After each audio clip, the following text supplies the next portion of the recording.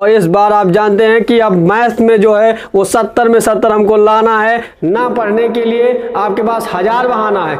ये फैसला तो आपका है कि जिंदगी भर दूसरों का स्टेटस देखते रहना है या खुद का भी एक अपना स्टेटस बनाना है। 12 और इंटू एलसीएम, ये समीकरण 3 और समीकरण 5 से स्पष्ट है कि हम 2 या केवल 5 या फिर क्या 2 और 5 दोनों आ जाएं होगा, शांत दशमलव प्रसार होगा। तो उसका शेषफल 0, 1, 2, 3 के अलावा और कोई अन्य नहीं हो सकता है। 5 और 3 क्या है, पूर्णांक है, तो जोड़ेंगे तो 8 भी पूर्णांक होगा कि 3q माइनस p।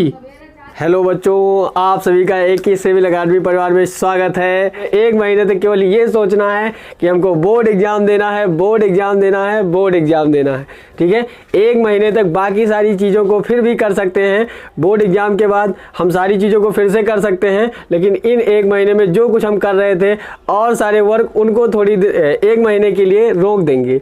हम एक चैप्टर की एक वीडियो लेकर के आएंगे और सारे डाउट्स, जितने भी कॉन्सेप्ट हैं, जितनी भी चीज़ें आपको दिक्कत कर रही हैं, प्रॉब्लम्स क्रिएट हो रही हैं, वो सारी प्रॉब्लम्स आपके, कोई भी डाउट्स आपका बचने वाला नहीं है। केवल एक ही वीडियो में पूरा बेसिक से नए सिलेबस से, जैसा कि आप देख पा रहे हैं ऊपर क्या लिखा हुआ है, one shot chapter 1 real numbers वास्तविक संख्याएं, और क्या लिखा हुआ है class 10th new syllabus 2023। Clear है? तो बिल्कुल इसी साल के सिलेबस के अकॉर्डिंग ही रिवीजन कराया जाएगा। क्लियर है? तो जैसा कि हम देखेंगे, कुछ जोश और उमंग भरना है तो उसके लिए क्या है, सबसे पहली बात है कि सीढ़ियां उन्हें मुबारक हो जिन्हें छत तक जाना है। हमारी मंजिल तो आसमान है, रास्ता हमें खुद बनाना है।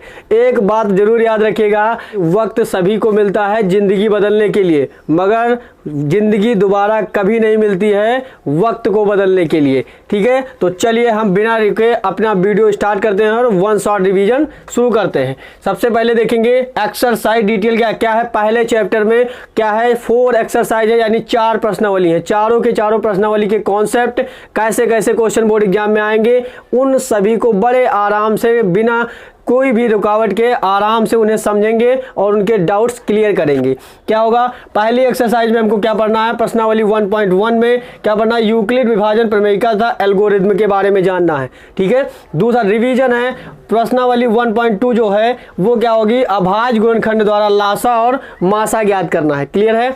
आगे अगली एक्सरसाइज जो आती है आपकी 1.3, उसमें अपरिमेय संख्याओं को सिद्ध करना है। जैसे √3, √5, √7 एक अपरिमेय संख्या है, इस तरीके की संख्याओं को सिद्ध करके दिखाना है। क्लियर है?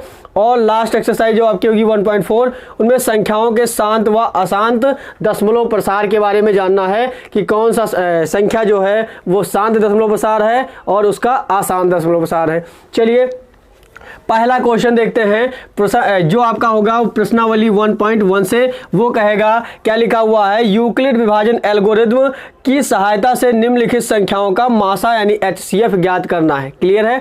तो हम इनमें से 1-2 क्वेश्चन हम करेंगे और बाकी क्वेश्चन क्या करेंगे, आप उन्हीं के बिल्कुल सेम पैटर्न पर इन सभी क्वेश्चन को आप अपने रफ में पेन से सॉल्व करेंगे। क्लियर है? तो आप इस रिवीजन के साथ एक रफ और पेन ले करके जरूर बैठे ताकि आप पूरे चैप्टर का वन शॉट वीडियो में ही अच्छा रिवीजन कर सकें। बोर्ड परीक्षा में दोबारा पढ़ने की जरूरत नहीं पड़ेगी। चलिए देखते हैं, पहला क्वेश्चन है, आपको करना क्या है, अगर क्वेश्चन दिया हुआ, इसमें देखिए 2 टाइप्स के क्वेश्चन है, एक में 2 संख्याएं हैं और देखिए लास्ट के 5th और 6th नंबर जो क्वेश्चन है उसमें 3 संख्याएं। तो इसका मैं बताऊंगा और इनमें से एक क्वेश्चन बताऊंगा ताकि आपको आसानी से क्लियर हो सके। चलिए पहला क्वेश्चन हम लेते हैं। पहला क्वेश्चन करना क्या है, आपको क्या करना है, इसमें दोनों संख्याओं को लेना है, जो छोटी संख्या होगी उसी से बड़ी वाली संख्या में क्या कर देना है, भाग दे देना है। बेटा क्या दे देना है, भाग देना है, छोटी वाली संख्या से बड़ी वाली संख्या में भाग देना है। चलिए क्या है, ये आपका 255 है,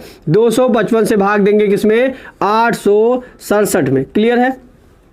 भाग देंगे 255 का, अगर हम टेबल पढ़ें, पहाड़ा पढ़ें तो कितनी बार जाएगा, देखेंगे 2 का पहाड़ा पढ़ते हैं कितनी बार, 2 3 6 क्लियर है, चौके नहीं जा सकता है, 3 बार हम इसे ले जा सकते हैं। ठीक है, 3 बार 3 बच्चे क्या हो जाएगा 15 हो जाएगा, यानी फिर 3 बच्चे 15 1 16 हो जाएगा, फिर क्या हो जाएगा 3 दूनी 6 और 1 7 हो जाएगा। क्लियर है, फिर क्या करेंगे माइनस करेंगे, ये आपका हो जाएगा क्या 7 में से 5 गया 2 हो जाएगा, और ये आपका 6 से 6 क्या हो जाएगा 0, और ये आपका क्या हो जाएगा 8 में से 7 गया 1 बच जाएगा। क्लियर है, अब आगे देखते हैं सेकेंड स्टेप में करना क्या है। जो शेषफल आपका आएगा उसको क्या करना है, भाजक वाले को उठा करके क्या करना है, फिर भाज्य बना देना है, और उसे उठा के ध्यान इतना करना है, इसे भाजक बना देना है, और जिससे आप पहाड़ा पढ़ रहे थे उसे उठा करके क्या करना है, भाज्य बना देना है, यानी उसको अंदर रख देना है। बस इतने काम करना है। क्लियर है, अब आप क्या करेंगे 102 का पहाड़ा, फिर वही काम करेंगे, 102 का पहाड़ा पढ़ेंगे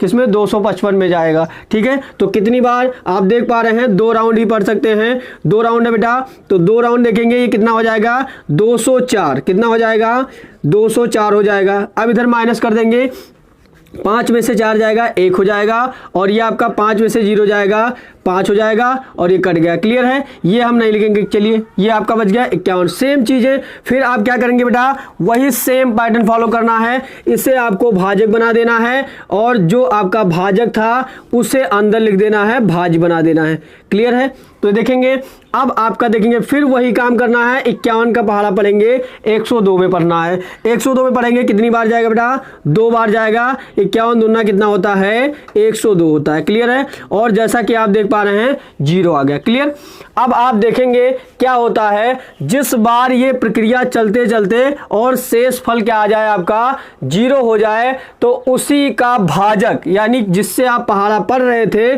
उसी का जो भाजक है वही आपका क्या हो जाता है बेटा HCF हो जाता है, यानी HCF या कह सकते हैं या मासा कह सकते हैं, क्या कहेंगे मासा।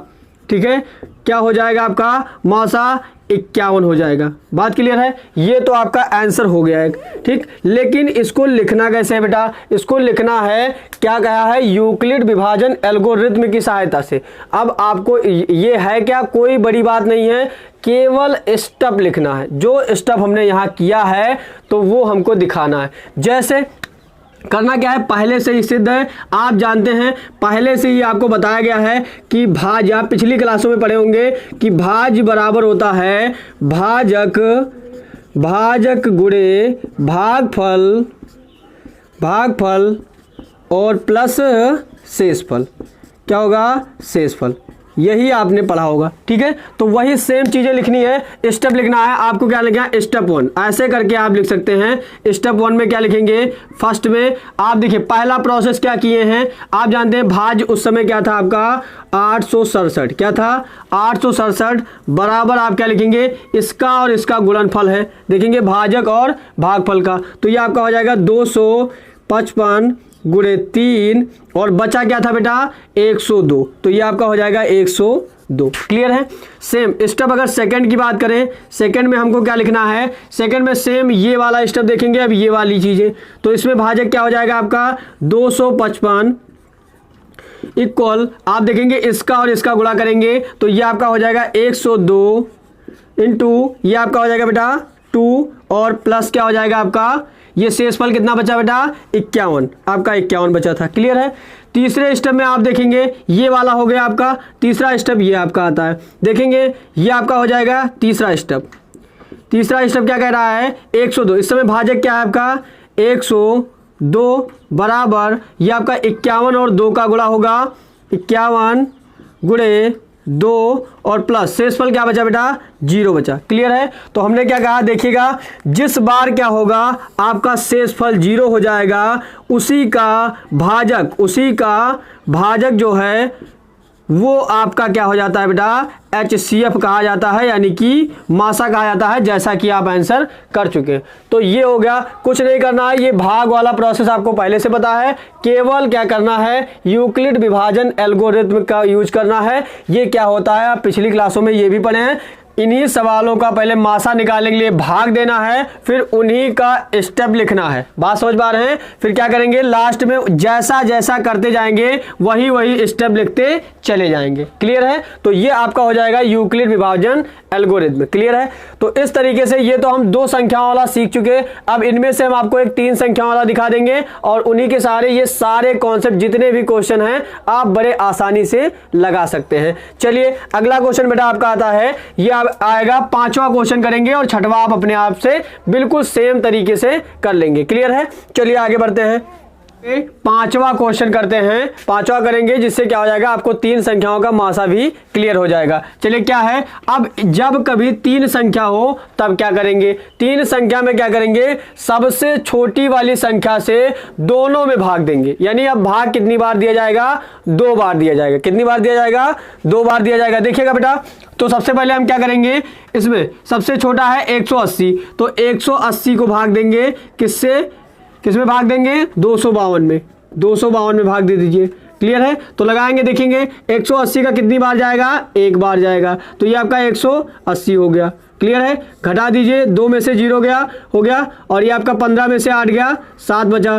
क्लियर है? तो ये आपका आ गया 72। फिर आप जानते हैं इस स्टेप को कैसे करेंगे, आगे से बनाएंगे भाजक और 180 को क्या ले आएंगे, अंदर लिख देंगे। बिल्कुल सेम तरीके से क्या करना है, फिर 180 को कितनी बार में, ये आएगा 7, यानी 2 बार जाएगा। ये आपका हो जाएगा 4 और ये आपका हो जाएगा 14, 7 दूनी क्या हो जाएगा, 14। क्लियर? तो ये आपका हो जाएगा, आगे देखेंगे 10 में से 4 गया 6 और ये आपका 7 में से 4 गया 3, ये आपका हो गया 36। क्लियर? फिर इसे क्या करेंगे बेटा, भाजक बना दिए और आपका क्या आ जाएगा, ये भाजक जो आ गया अंदर आ गया, ये आपका हो गया 72। कितनी बार लिखेंगे, 36 को कितनी बार, 2 बार, 36 दूना हो गया आपका 72 और ये आपका आ गया 0। क्लियर है? यानी अगर हम इन दोनों की बात करें, सिर्फ अगर बात करें किसकी मासा, किसकी मासा अगर किसका बात करें, 180 और 252 के लिए अगर बात करें तो आप देख पा रहे हैं इस समय क्या मिल रहा है, 36 मिल रहा है। क्लियर है? क्योंकि यही आपका जो है वो भाजक मिल गया। क्लियर? अब आप देख पा रहे हैं यही सेम चीजें दोबारा आप क्या करेंगे, 180 देखिएगा, 180 से भाग देंगे किसमें, क्या बचा था आपका, 324। क्लियर? अगर इसका मासा भी क्या आ जाए 36, तो तीनों का मासा क्या आ जाएगा, 36 आ जाएगा। क्लियर है? तो आगे देखेंगे बेटा, 180 को करेंगे इससे, 180 कितनी बार जाएगा, 18 3 54 है, 18 36, कितनी बार जाएगा, 1 बार। कितनी बार, 1 बार। ये आपका हो गया 180, माइनस करेंगे 4 आएगा आपका, और ये आपका हो जाएगा कितना, 12। 12 में से कितना जाएगा, 8, ये भी 4 आ जाएगा। 2 में से 1 गया 144। इसे भाजक बना देंगे, 180 को क्या लिख देंगे, अंदर लिख देंगे।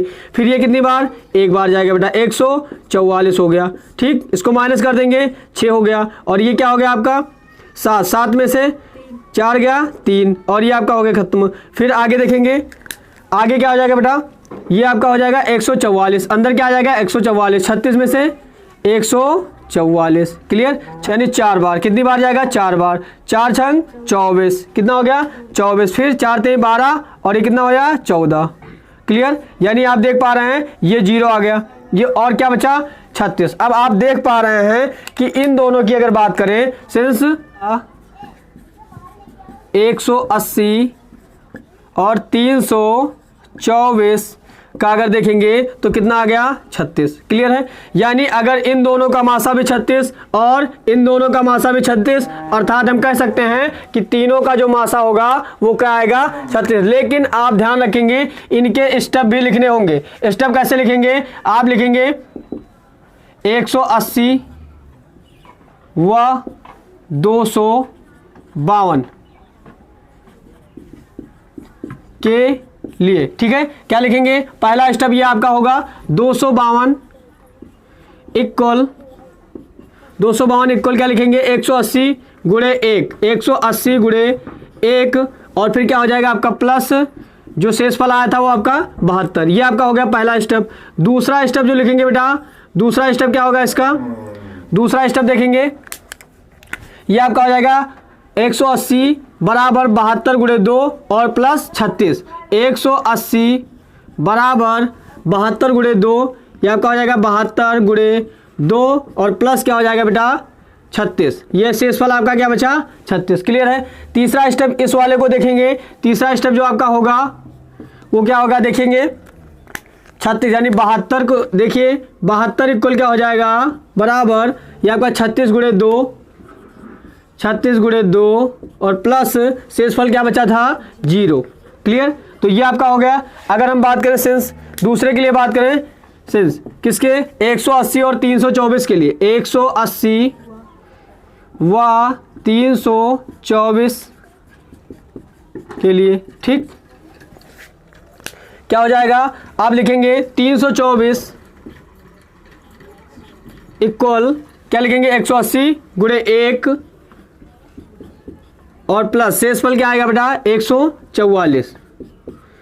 फर्स्ट स्टेप में है ये। सेकेंड स्टेप क्या लिखेंगे सेकेंड स्टेप आपका जो होगा वो आप देखेंगे 180 इक्वल क्या लिखेंगे 144 गुणे 1 144 गुणे 1 और प्लस क्या लिखेंगे 36। ठीक। थर्ड स्टेप जो आपका होगा वो देखिएगा यहां पर आएगा। थर्ड स्टेप ये वाला आएगा। तीसरा तो देख पा रहे हैं 144 बराबर 36 गुणे 4 प्लस 0 144 बराबर 36 गुणे 4 और प्लस 0। क्लियर। ये सारे स्टेप हो गए। अगर हम बात करेंगे दोनों के दोनों स्टेप आप लिख दिए। अब आप देख पा रहे हैं दोनों का शेषफल 0 है और जिसमें दोनों के दोनों जो भाजक दिखाई दे रहे हैं वो आपके कितने हैं 36 इसमें भी है और 36। तो इस तरीके से आप लिखेंगे अतः आप यहां पर लिखेंगे थोड़ी जगह की कमी है तो यहां पर लिखेंगे अतः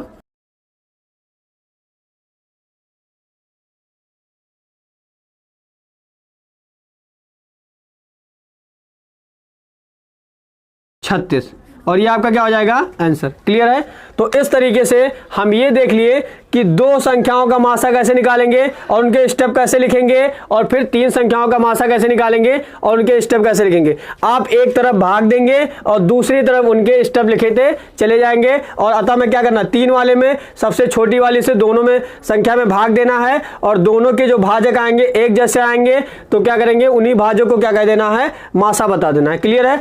अगर हो सकता है किसी सवाल में आपका 36 और 36 ना भी मिले तो क्या करना है आगे के स्टेप में जो दोनों में एक छोटा एक बड़ा भी आ सकता है। ठीक है। हो सकता है किसी का 36 आए और किसी का 16 आ सकता है तो आप क्या करेंगे फिर 16 को भाग देंगे 36 से और फिर जो निकल करके आएगा वो उन तीनों का क्या हो जाएगा मासा हो जाएगा। क्लियर है। 36 आ गया तो यहीं पर बात खत्म हो गई। अगर दो तरीके से आ जाते तो आप क्या करते फिर फिर वही काम छोटे वाले को बड़े वाले से क्या करते भाग दे देते और फिर उनके स्टेप लिख करके और मासा बता देते जब शेषफल क्या आ जाता 0 आ जाता। क्लियर है। तो ये 3 संख्याओं के मासा और 2 संख्याओं के मासा कैसे निकालेंगे किस विधि से यूक्लिड विभाजन एल्गोरिथम की सहायता से हम इन संख्याओं का मासा बड़ी आसानी से सीख चुके हैं। क्लियर है। तो अब आगे हम बढ़ते हैं और आपका अगला क्वेश्चन जो आता है वो आता है प्रमेयिका से रिलेटेड। क्लियर है। प्रमेयिका क्या है ये समझते हैं। ठीक। अब हम बात करते हैं यूक्लिड विभाजन प्रमेयिका। पहले हम कॉन्सेप्ट समझ लेते हैं कि ये क्या है फिर उसी के आधार पर हम प्रश्नों को करेंगे जिससे हमें प्रश्न हल करने में क्या होगी आसानी होगी। ठीक है। चलिए आगे देखते हैं। लिखा हुआ है यूक्लिड विभाजन प्रमेयिका जो है वो आपका होती है a बराबर BQ प्लस R जहां पर R की जो वैल्यू होती है वो 0 के बराबर या उससे बड़ी हो सकती है और B से कम रहेगी। बात क्लियर है। ये एक बॉन्ड दिया है। अब हम इसे समझेंगे कैसे जैसे हमने छोटी क्लासों में पढ़ा है। हम एग्जांपल देते हैं बेटा। मान लेते हैं कि हम 5 से भाग देते हैं। ठीक है। 5 से अगर भाग दें किसमें 5 से भाग दें 17 में। ठीक है। 5 से भाग दे दे 17 में तो आप इन सवालों को बचपन में बड़े आराम से किए होंगे। ठीक है। तो इसमें बात करेंगे बेटा कि 5 का भाग देंगे तो ये आपका आ जाएगा 5 3 15 और ये आपका आ जाएगा घटा देंगे आपका हो जाएगा 2 बच जाएगा। क्लियर है। अब आप जानते हैं छोटी क्लासों में आपको बताया जाता है बेटा कि इस 5 को क्या कहते हैं इस 17 को कहते हैं भाज्य। पहले से ही आप जानते हैं 17 को कहते हैं भाज्य और 5 को क्या कहते हैं बेटा भाजक। क्या कहते हैं भाजक। फिर आगे आप जानते हैं इसे 3 को कहते हैं भागफल। क्या कहते हैं भागफल। ठीक भागफल। और आप देखेंगे और नीचे जो बचता है वो आपका क्या हो जाता है शेषफल। ये चीज़ें आपको पहले से क्लियर हैं। अब है कुछ नहीं, हमने क्या पढ़ा था, पहले से ही पढ़ा था, आपको पता है क्या पढ़ा था बेटा, कि भाज्य बराबर भाजक गुणे भागफल प्लस शेषफल, ये आपको पहले से ही पता है। ठीक है, अब आप ध्यान दीजिएगा, करते कुछ नहीं है, आप यहाँ देखेंगे कि भाज्य को हम मान लेते हैं, एक सेकंड के लिए क्या मान लेंगे बेटा, भाज्य को मान लेते हैं ए, भाज्य मान लेते हैं, इस समय क्या है, ए है। ठीक है, और जो आपका भाजक है वो आपका क्या है, बी है। ठीक है, और जो भागफल है वो आपका मान लेते हैं क्यू है, जो शेषफल है वो आपका क्या है, आर है। सभी की वैल्यू उठा करके रख दीजिए। देखिए भाज्य की जगह पर आपका क्या आ गया, ए आ गया, बराबर भाजक की जगह पर क्या आ गया बेटा, बी आ गया, इनटू अगर हम बात करें भागफल की जगह पर क्या आ गया, क्यू आ गया, और प्लस आर की जगह क्या आ गया, यानी शेषफल की जगह पर क्या आ गया, आर। देखिए ए बराबर बी क्यू प्लस आर, यही आप देख पा रहे हैं जो कि क्या है, यूक्लिड विभाजन प्रमेय का है। सवाल यह है बॉन्ड कैसे समझेंगे।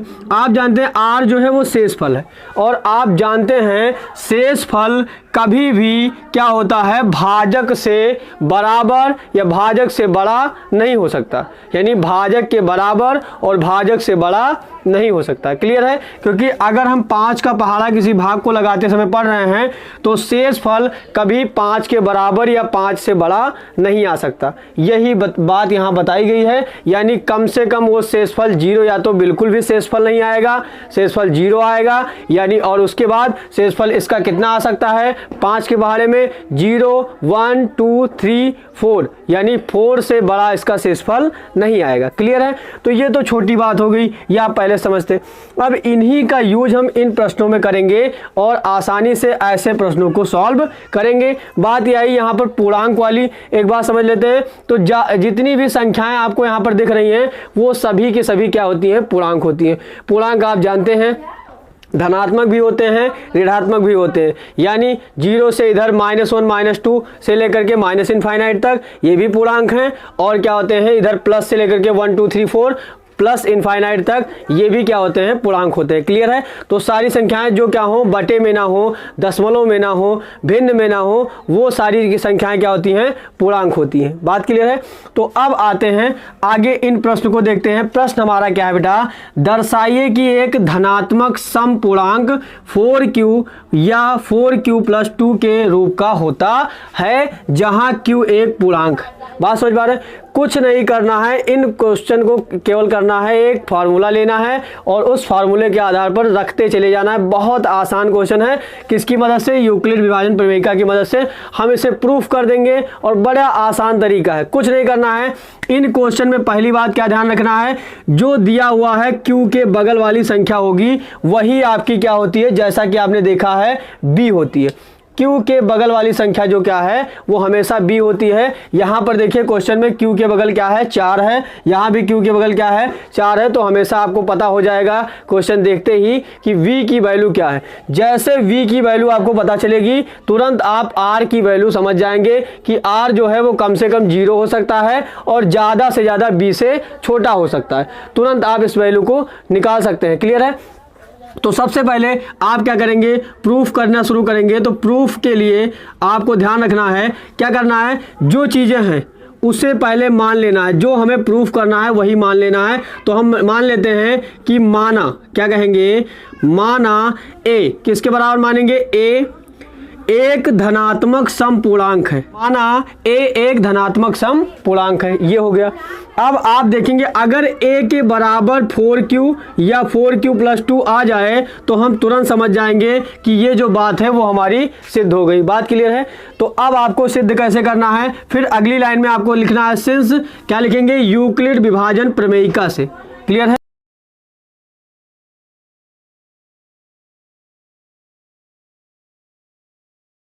और आप जानते हैं यूक्लिड विभाजन प्रमेयिका क्या होती है बेटा, आप पहले से जानते हैं, a बराबर VQ + R, ये आप जानते हैं। R की जो वैल्यू है यानी R जो होगा वो 0 के बराबर या बड़ा और V से क्या होगा, छोटा होगा, ये आप पहले से ही जानते हैं।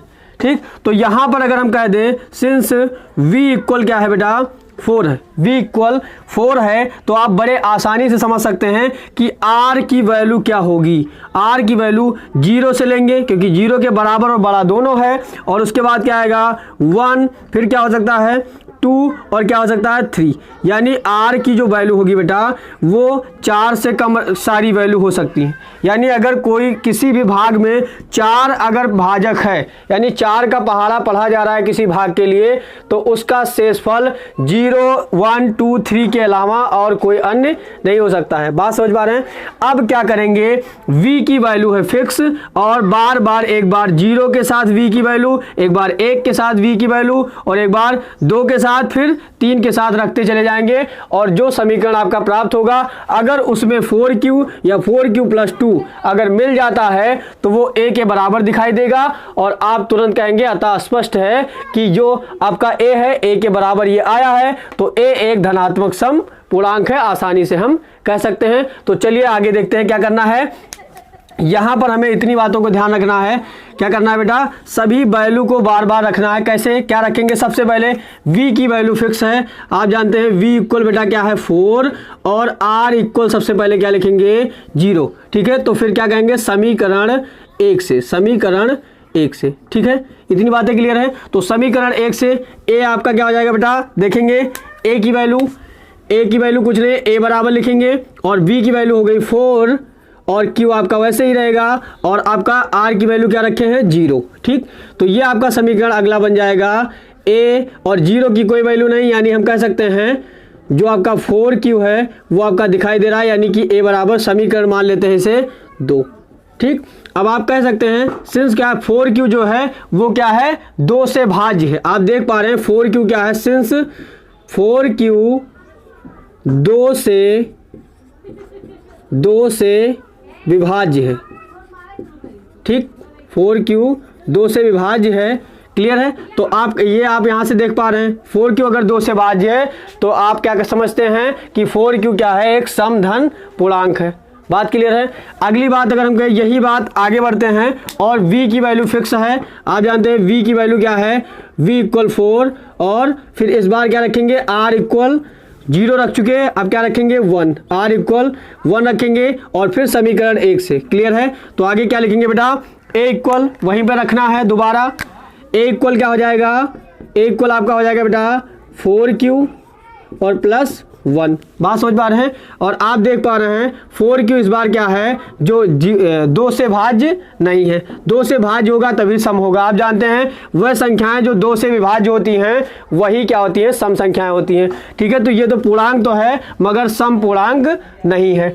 आगे बात करेंगे, आगे बात करेंगे, ये इतना ना भी लिखेंगे तो भी चल जाएगा, और यहाँ पर अगला आएगा v इक्वल क्या रखेंगे 4, और r इक्वल इस बार क्या रख देंगे 2, r इक्वल 2 रख देंगे, फिर समीकरण 1 में रखेंगे, और आपका क्या हो जाएगा a इक्वल, दोबारा क्या लिखेंगे बेटा, a इक्वल हो जाएगा 4q, यहाँ पर रखेंगे और प्लस 2 हो गया। और आप देखेंगे अगले स्टेप में क्या करेंगे, 2 कॉमन ले लेंगे, और ये आपका हो जाएगा 2q प्लस 1। देखिए 2 से क्या हो गया भाज्य, अगर 2 अगर अभाज्य गुणनखंड 2 होगा तो वो सम संख्याएं होंगी, क्लियर है, सम पूर्णांक होगा। तो हम कह सकते हैं सिंस 4q प्लस 2 क्या है 2 से विभाज्य है, 2 से विभाज्य है, क्लियर।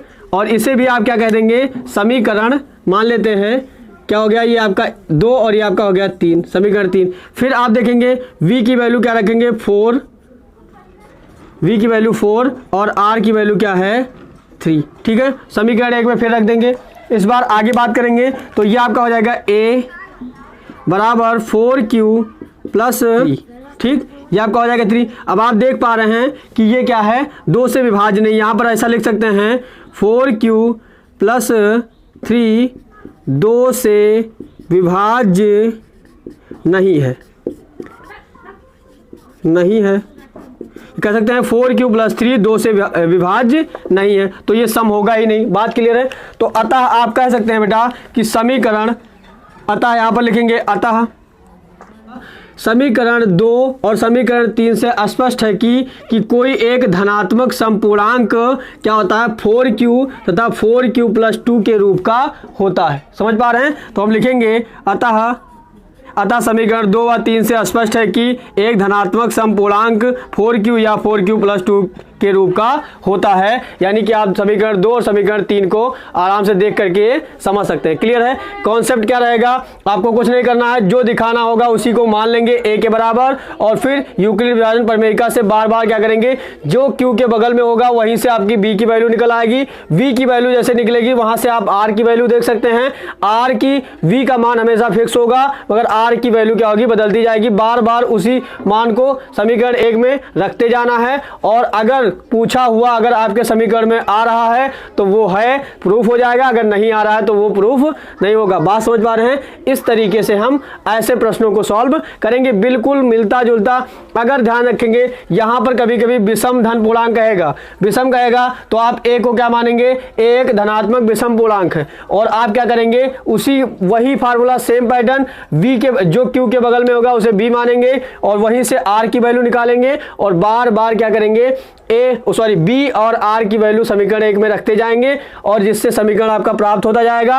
अगर आपका प्रूफ होने वाला वो जो भी आपको दिया होगा 4q + 2, 4q + 1, 4q + 3, इस तरीके से 5q + 3, 6q + 3, इस तरीके से कोई भी चीजें आपको दे सकता है कहने के लिए, तो वही आपको समीकरण में दिखाना है।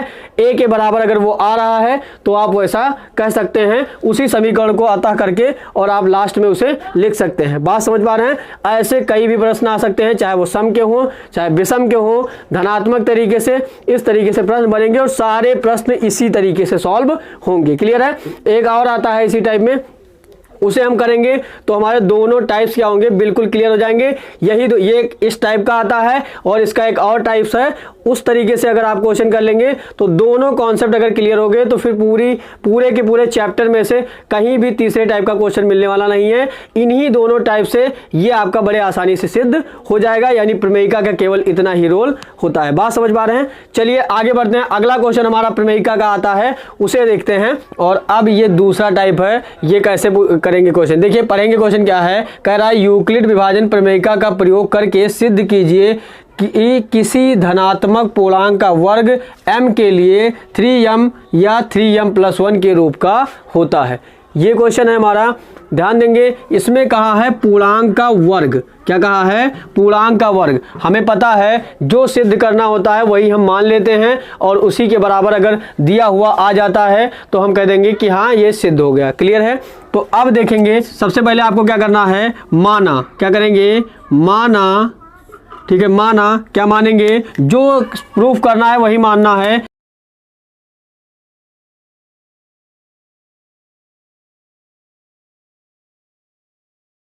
कह देंगे कि माना a एक धनात्मक पूर्णांक है, क्योंकि धनात्मक पूर्णांक की बात कही है। क्लियर है? अब आपको पता है, फिर दूसरा काम आप क्या करते हैं, यूक्लिड विभाजन प्रमेयिका से। क्या कहेंगे बेटा?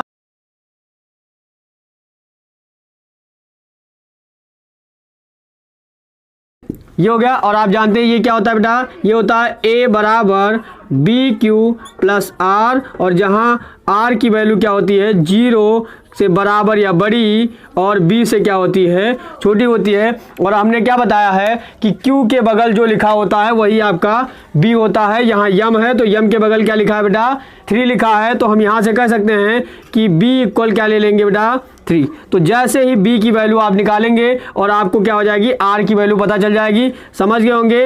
R की वैल्यू क्या होगी, यानी R जो है वो 0 के बराबर या बड़ा है और B से कम है, यानी 3 नहीं होना चाहिए, और 3 के पहली वाली सभी संख्या। तो क्या हो जाएगी, 0 फिर 1 फिर 2, इतने होगा, 3 नहीं हो सकता। बात क्लियर है? क्योंकि 3 के बराबर नहीं होगा। ठीक, अब आप क्या करेंगे, इसे मानेंगे समीकरण 1, और बार बार क्या करेंगे, v की वैल्यू फिक्स हो गई, और r की वैल्यू पर एक बार 0, एक बार 1, एक बार 2 के साथ रख देंगे, और इससे क्या हो जाएगा, आपको प्रूफ मिल जाएगा। क्लियर है? तो हम क्या करेंगे, सबसे पहला काम आपका है, बिल्कुल पहले कि कुछ नहीं, केवल इन्हीं दोनों वैल्यू को उठा करके बार बार यहाँ रखना है और दिखा देना है।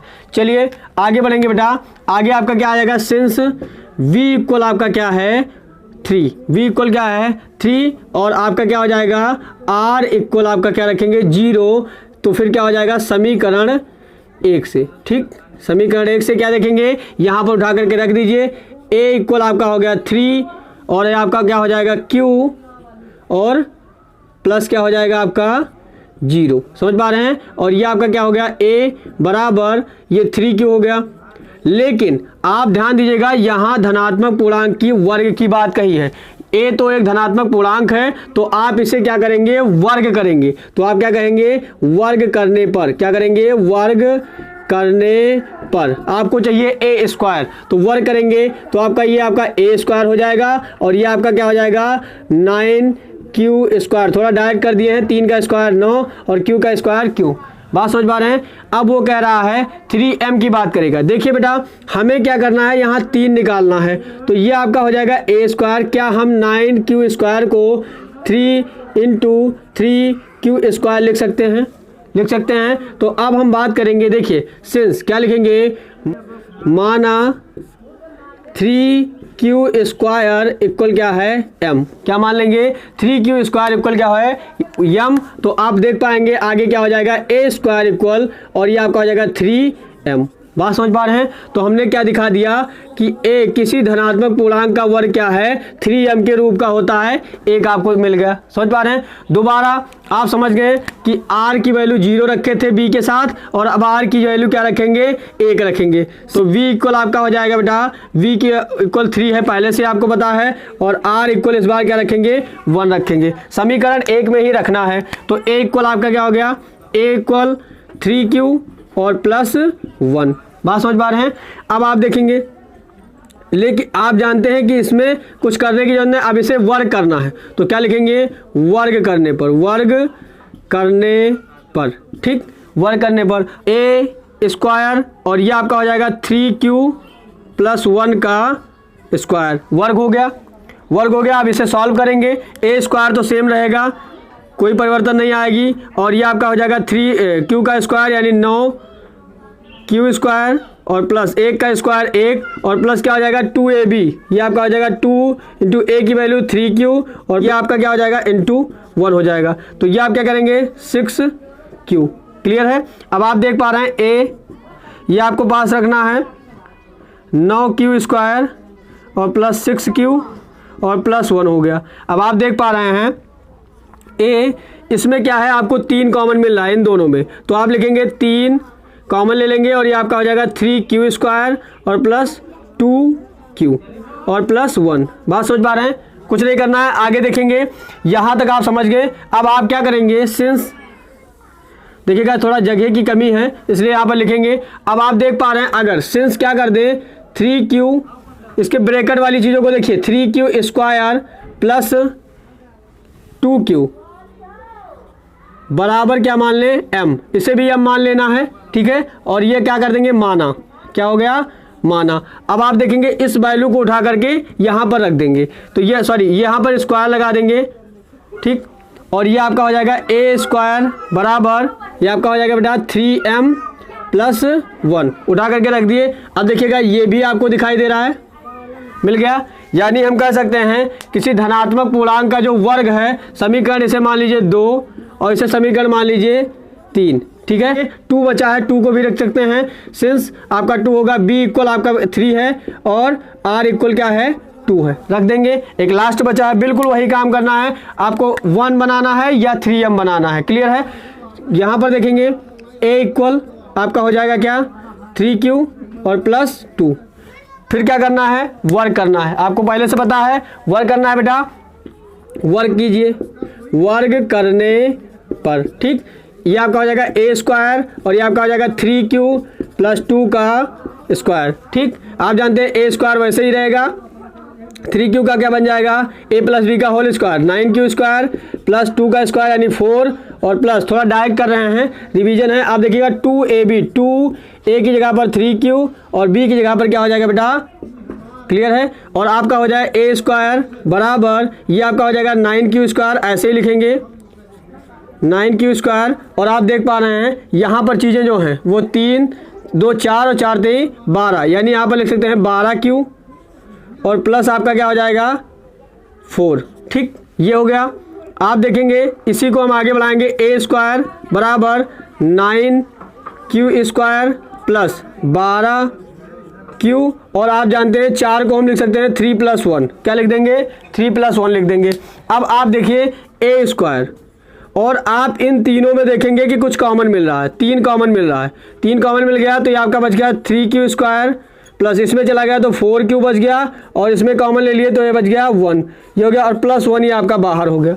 ठीक, आप फिर क्या करेंगे, थोड़े जगह की कमी है, यहाँ पर देखेंगे। अब आप मान लेंगे माना, फिर मान लेंगे और ब्रैकेट वाली चीज़ों को यम मान लेंगे क्योंकि ये भी पूर्णांक है और पूर्णांकों का योग, गुणा, घटाव वो सभी क्या होते हैं, पूर्णांक होते हैं। ठीक है, तो यम भी एक पूर्णांक है और क्यू भी एक पूर्णांक है, इसलिए हम इसके बराबर क्या, यम के बराबर इसे पूरा मान सकते हैं। ठीक है, क्योंकि आप जानते हैं पूर्णांकों का वर्ग हो, गुणा हो, अंतर हो, योग हो, तो वो सारी चीज़ें क्या होती हैं, एक पूर्णांक होती है। एम भी एक पूर्णांक है और क्यू भी एक पूर्णांक है, तो पूर्णांकों का योग भी क्या होता है, पूर्णांक होता है।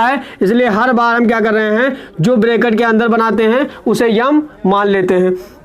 ये आपका क्या हो जाएगा बेटा, 3q² प्लस 4q और +1 जो आपका क्या है वो बराबर हो जाएगा m। ठीक है, ये मान लिए, उठा करके क्या करेंगे, फिर इसी को इसमें रख देंगे और ये आपका हो गया a² और ये आपका 3m + 1। और इससे आप देख पा रहे हैं कि जितनी बार हमने दिखाया है, क्या दिखाया है कि 3m या तो आया है और या तो 3m + 1 आया है। तो इस तरीके से आप समीकरण को देख लीजिए, 4 समीकरण 2, 3, 4 से आपको स्पष्ट हो गया। यहां पर आप अता करके लिख दीजिए।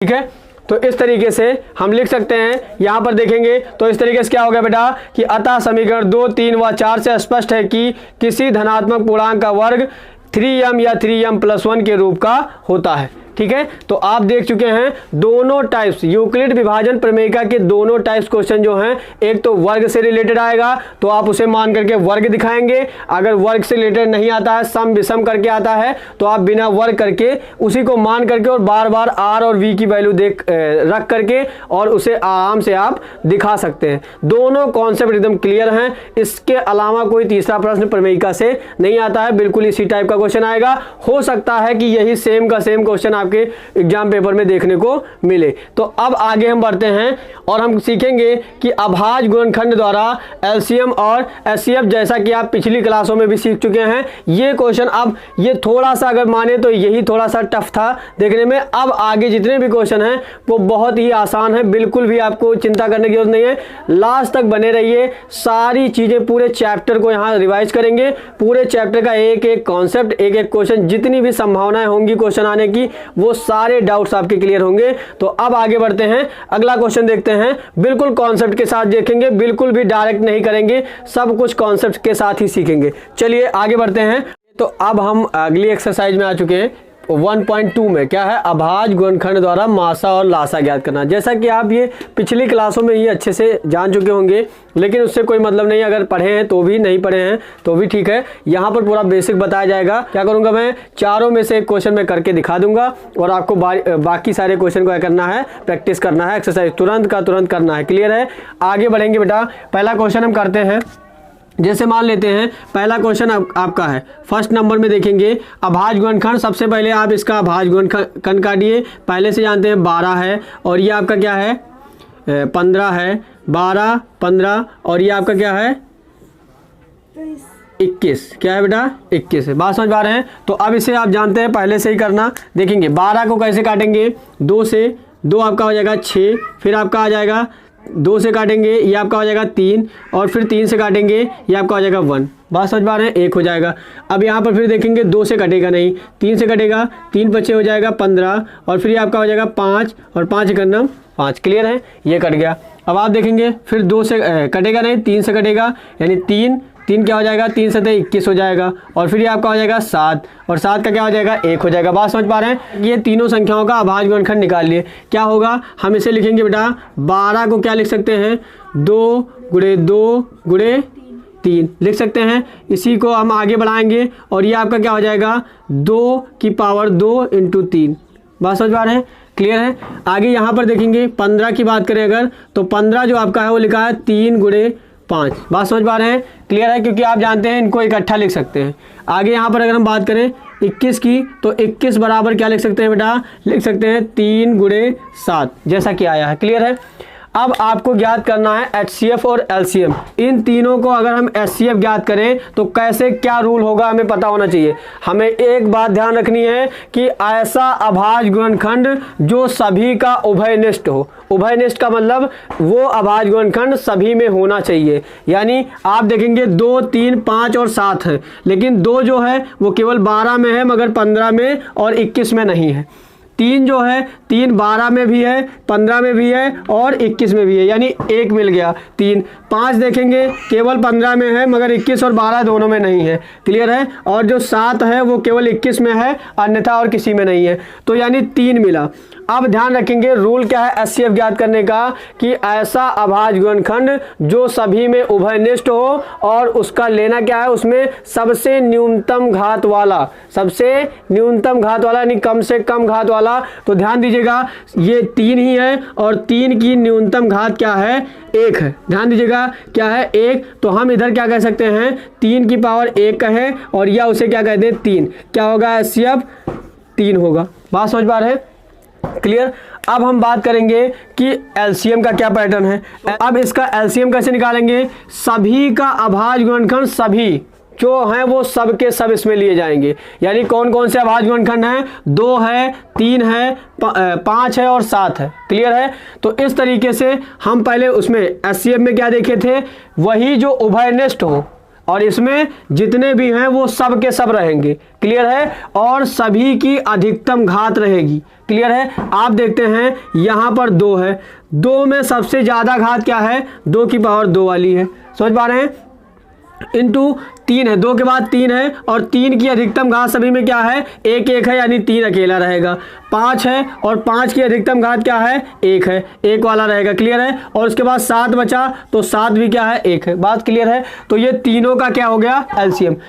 HCF में उभयनिष्ठ रहेगा, न्यूनतम घात वाली रहेगी। ठीक है। LCM में सभी अभाज्य गुणनखंड रहेंगे और अधिकतम घात वाले रहेंगे। तो देखिए इसमें सभी हैं और अधिकतम घात 1 ही है तो 1 ही लिया गया। 2 होता 3 का स्क्वायर कहीं होता 3 का स्क्वायर लिया जाता, 5 का क्यूब होता तो 5 का क्यूब लिया जाता। बात समझ पा रहे हैं। इस तरीके से आप सभी को सॉल्व कर लेंगे। क्या हो जाएगा, ये आपका हो जाएगा 4 और 4, ये आपका 4 हो गया, 15 हो गया, ये कितना हो गया 15 और 15 सत्ते 105 कह सकते हैं। ये आपका हो गया 105 और 105 का अगर 4 से गुणा करेंगे तो ये आपका क्या हो जाएगा 420 हो जाएगा। बात क्लियर है। और ये आपका क्या हो गया HCF हो गया। बात क्लियर है। और इस तरीके से आप अभाज्य गुणनखंड द्वारा क्या करेंगे, किसी भी संख्या का LCM और HCF आसानी से ज्ञात कर सकते हैं। सेम पैटर्न पर बाकी के 3 क्वेश्चन आप सॉल्व कर लेंगे। क्लियर है। बिल्कुल कोई भी अंतर नहीं आएगा। अभाज्य गुणनखंड काटेंगे और उसमें आप सॉल्व करके आप LCM और HCF का रूल लगा करके उसे निकाल सकते हैं। आगे बढ़ते हैं। मोस्ट इंपॉर्टेंट क्वेश्चन, ये 4-5 क्वेश्चन जो हैं, आप यहां से एक क्वेश्चन तो फिक्स है कि यहां से एक क्वेश्चन आपको एग्जाम में जरूर देखने को मिलेगा। बिल्कुल कंफर्म है, एक क्वेश्चन इन 5 क्वेश्चन में से कंफर्म है, एक क्वेश्चन जरूर देखने को मिलेगा। देख लीजिएगा इन 5 क्वेश्चन में कंफर्म है कि एक क्वेश्चन बोर्ड एग्जाम में जरूर मिलेगा, तो इनको जरूर से पढ़िएगा। बहुत ही अच्छे क्वेश्चन हैं। चलिए आगे बढ़ते हैं। तो इसमें पहले सबसे पहले कुछ फार्मूले हैं उनको समझ लीजिए। अगर कोई 2 संख्या है, क्या है 2 संख्या, ध्यान दीजिएगा। मान लेते हैं पहली संख्या क्या है, पहली संख्या लिख सकते हैं, पहली संख्या ठीक है A, ठीक है A है। और दूसरी संख्या क्या है, दूसरी संख्या है B, क्या है B। क्लियर है। तो हम उस पर क्या ध्यान रखते हैं, इसके लिए फार्मूला बनाया गया है। क्या होता है कि उसके लिए फार्मूला होता है पहली संख्या गुणे दूसरी संख्या और बराबर क्या होता है बेटा HCF इंटू LCM।